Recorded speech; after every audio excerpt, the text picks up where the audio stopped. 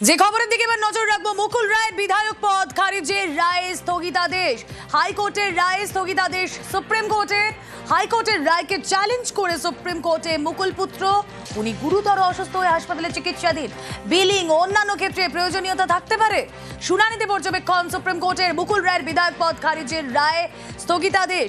হাইকোর্টের রায়ে স্থগিতাদেশ সুপ্রিম কোর্টের। হাইকোর্টের রায়কে চ্যালেঞ্জ করে সুপ্রিম কোর্টে মুকুল পুত্র। উনি গুরুতর অসুস্থ হয়ে হাসপাতালে চিকিৎসাধীন। বিলিং ও অন্যান্য ক্ষেত্রে প্রয়োজনীয়তা তার থাকতে পারে। শুনানিতে পর্যবেক্ষণ সুপ্রিম কোর্টের। কথা বলবো, প্রতিনিধি মৈত্রী ভট্টাচার্য রয়েছেন সঙ্গে। মৈত্রী,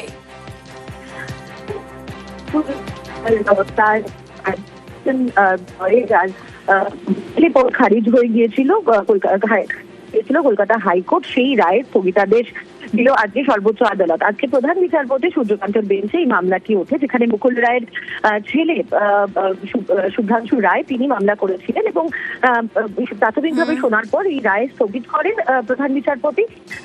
হাইকোর্টের রায় স্থগিত করেন এবং সব পক্ষকে নোটিশ জারি করেছেন তিনি। আগামী 4 সপ্তাহের মধ্যে নোটিশের জবাব দিতে হবে এবং 6 সপ্তাহ বাদে মামলার ফের শুনানি হবে। ওকে।